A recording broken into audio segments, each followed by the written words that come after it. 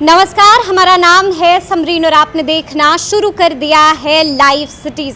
देखिए, कल तक ऐसा लग रहा था कि एनडीए में सब कुछ ठीक ठाक है, सब कुछ ऑल इज वेल है, लेकिन आपको बता दें कि आज पशुपति पारस के बयान ने बड़ा राज खोल दिया है और गुरु मालूम चल गया है कि एनडीए में सब कुछ ऑल इज वेल नहीं है। आपको बता दें कि आज पशुपति पारस ने बड़ी प्रेस कॉन्फ्रेंस की थी और इस बड़ी प्रेस कॉन्फ्रेंस के जरिए पशुपति पारस ने बीजेपी को भी खुली चुनौती दे दी है।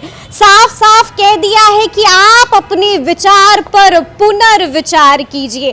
तो आज हम इसी मुद्दे पर सीधी बातचीत करेंगे सीनियर जर्नलिस्ट अरुण पांडे जी से।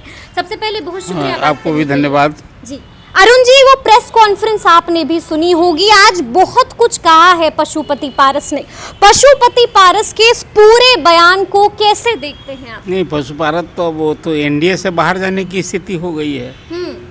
चाचा भतीजा का झगड़ा था, हाजीपुर से शुरू हुआ। हाजीपुर अभी पारस जी की कंस्टिट्यूंसी है, वहाँ से वो सिटिंग एमपी हैं और ये कोई विवाद नया नहीं था। और रामविलास जी के दिवंगत होने के बाद जब ये पार्टी बन गई, पार्टी टूट गई और अब एनडीए में एंट्री हुई चिराग की। प्रधानमंत्री नरेंद्र मोदी के हनुमान बने रहे, एनडीए में आने के पहले भी बीजेपी के साथ रहे। बिहार में तो सब कुछ देखा है लोगों ने और एक परसेप्शन बना है कि रामविलास पासवान की राजनीतिक विरासत के हकदार कहीं न कहीं चिराग हैं। इस रूप में एक उनके लोग हैं, उनमें उनकी पैठ है, उनका समर्थन है। अब पारस जी भाई हैं रामविलास जी के और जैसा कहते हैं कि रामविलास जी की कंस्टिट्यूंसी थी, अपनी ज़िंदगी में ही उन्होंने हमें यहाँ से लड़ने के लिए किया था अपनी जगह, तो हम असली उनके राजनीतिक वारिस हम ही हैं और हम संभाल रहे हैं। उत्तराधिकारी की जो लड़ाई है। अभी देखिए कि जब अभी सीट शेयरिंग की बात हुई और उसमें बीजेपी नेतृत्व ने चिराग से बात की और उनको जैसा चिराग नहीं कहा, अभी तो बीजेपी की तरफ से नहीं आई है, लेकिन वो एक विजय भाव में, विजय मुद्रा में उन्होंने मीडिया से ये जश्न भी मना लिया कि भाई हाजीपुर से भी उनको मिल गया और 5 सीटें मिली। वो 5 सीटें जो लोजपा की सीटें थी वही मिली हैं।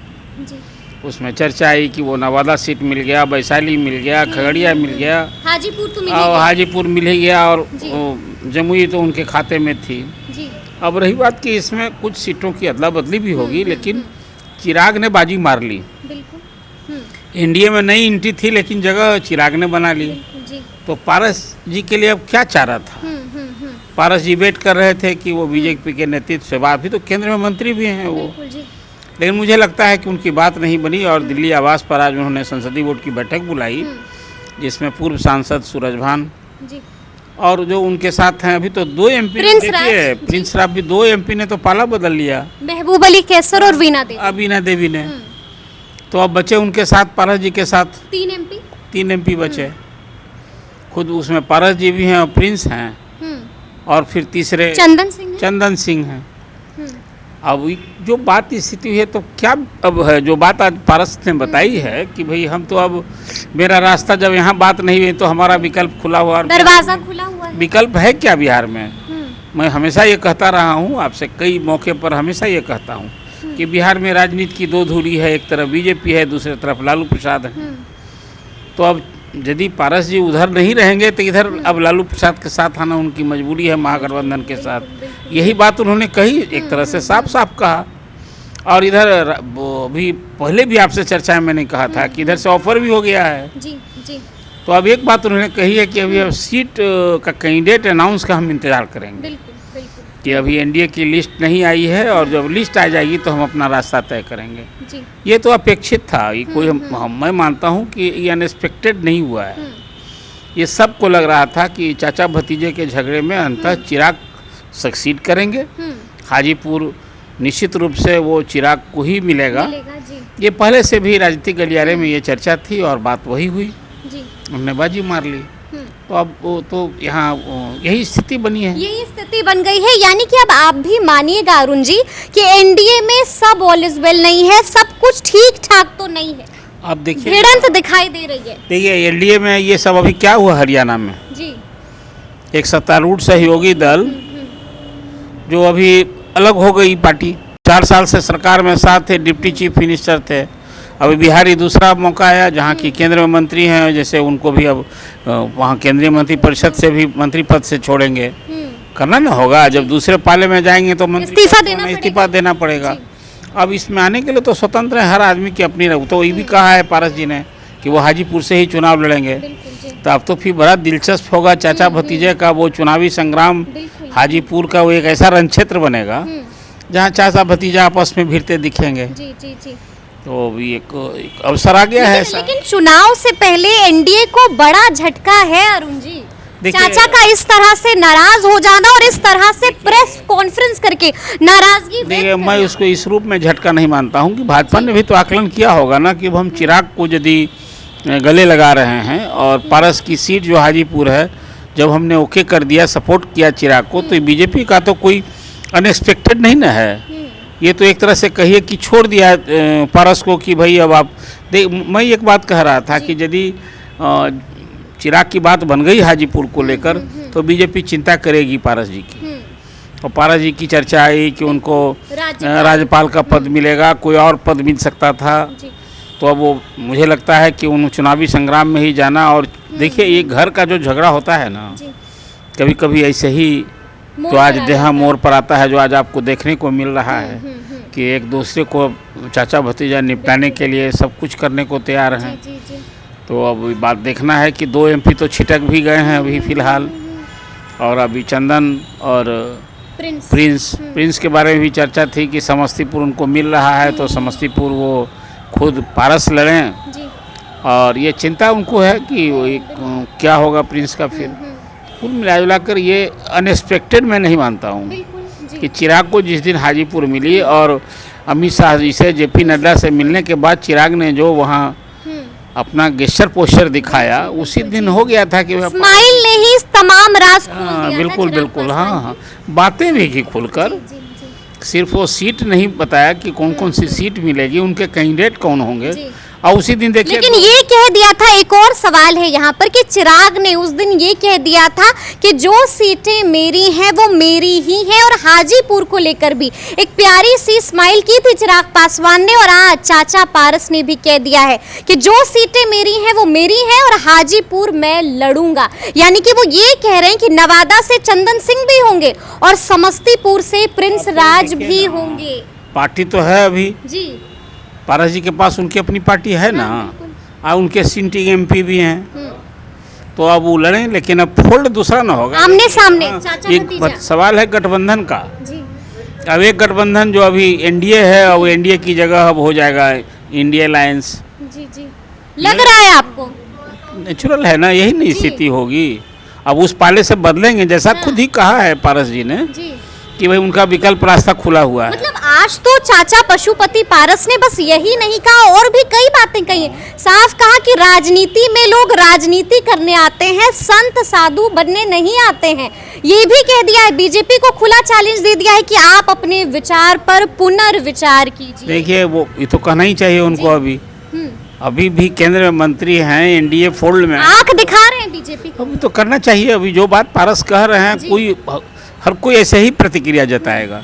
लेकिन अब रास्ता क्या है, विकल्प क्या है उनके पास? एनडीए से अलग होने के अलावा यदि सबको साथ लेकर चलना है और वो सारी सीटें बीजेपी कंसीड कर ली है चिराग के लिए, तब वो छोड़ने के अलावा विकल्प कहीं तो छोड़ा नहीं बीजेपी ने। उनके लिए कोई रास्ता ही नहीं कहा। कह भी दिया कि अन्याय हुआ है मेरे साथ। हाँ, सब कुछ कहेंगे ही, कहना चाहिए उनको अन्याय हुआ। अब वो केंद्र में मंत्री पहले ही, मतलब बीजेपी ने अन्याय किया पारस ये बात तो किसी से छिपी नहीं है कि जब भी पारस जब अलग हुए थे तो उस समय जदयू का भी सहयोग समर्थन था। ये चर्चा आप उस दिन याद कीजिए ना, जिस दिन लोजपा टूटी थी, वो दिन जदयू के अध्यक्ष, तत्कालीन अध्यक्ष ललन सिंह बीना देवी के घर थे, सभी सांसद थे। ये भी मीडिया ने उस दिन सुर्खियाँ बनी थी कि जदयू ने कहा कि हमने तो बदला ले लिया। चिराग ने बिहार के असेंबली चुनाव में जो कुछ जदयू के साथ किया, तो वह पार्टी ही उनकी छिन भिन टूट गई। हुआ भी वही। उस समय तो सचमुच चिराग के लिए झटका ना था, पार्टी के अध्यक्ष थे। तो अब चाचा ने बदला ले लिया भतीजे से। इसको तो ये कहा जाएगा, कहा ही जाएगा। हाँ, और अब देखिए नीतीश जी मतलब कि चाचा की हार हुई भतीजे की। हाँ, और नीतीश जी भी अब सहयोगी बन गए हैं। अब तो नीतीश जी फिर अब अभी चिराग के लिए आशीर्वाद देंगे और भतीजा बन के चिराग भी अब नीतीश जी का आशीर्वाद, कहा ना अभी तो चिराग ने कहा भी। मतलब कि मुख्यमंत्री नीतीश कुमार ने भी पाला बदल लिया। नीतीश कुमार तो पाला बदल अब चाचा नहीं पसंद है, भतीजे पसंद है क्या? तो होगा ही ना। अब तो कहा ना कि एक मन से हम लोग जाएंगे। नाराजगी दूर हो गई है अब चिराग से। हम तो अब तो नज़दीकी बनानी है, नाराजगी छोड़ दीजिए, अब तो नज़दीकी बनानी है। ये नज़दीकी बनानी मजबूरी भी है, जरूरी भी है, अब जरूरी भी है। बिल्कुल। अच्छा, क्या लगता है आपको, बीजेपी मनाने की कोशिश करेगी पशुपति पारस को? अब देखिए, पशुपति पारस अकेले तो हैं नहीं, उनके साथ अब 3 और MP है, जी। तो कहाँ एकोमोडेट किया जाएगा? सीटें हैं 40, अब 5 सीट जो यदि लोजपा की 5 सीट चिराग को मिल गई है तो कहाँ बात बन रही है अब तो। इसलिए ये सब तो कल्पना की बात है, अब कोई रास्ता ही नहीं बचा।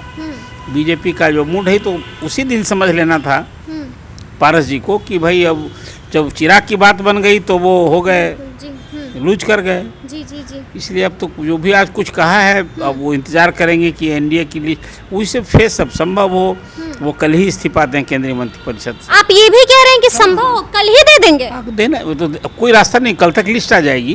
जी जी। अब इसमें कोई सप्ताह भर महीना दिन का इंतजार थोड़े करना है। ये केंद्रीय मंत्री रहते थोड़े दूसरे पाले से चुनाव लड़ेंगे। एक उदाहरण है लालू जी का।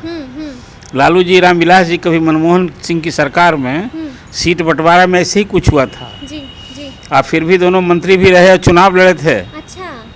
ये स्थिति बीजेपी में नहीं चलने वाली है। जी जी।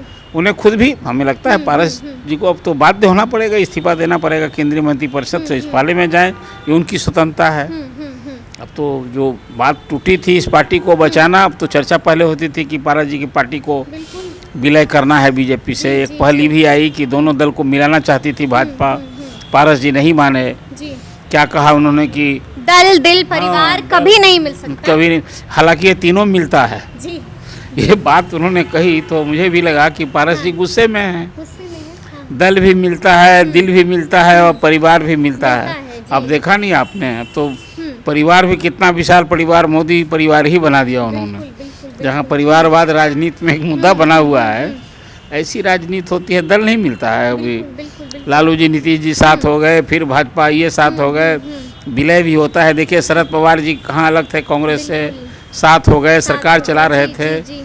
तो ये दल का मिलना, दल का टूटना, ये सब तो देखिए यही राजनीति की आजकल खूबसूरती हो गई है। तो अब देखना होगा कि आगे आगे क्या कुछ होता है, लेकिन हमने आपको बताया है, डिकोड करने की कोशिश की है कि आखिर आज पशुपति पारस ने कौन कौन से बड़े इशारे दे दिए हैं। तो ये पूरी बातचीत आपको कैसी लगी है कमेंट करके हमें ज़रूर बताइएगा। तो इस तरह के तमाम अपडेट्स के लिए ऐसे ही हमारे साथ बने रहिएगा और देखते रहिएगा लाइव सिटीज़। बहुत शुक्रिया।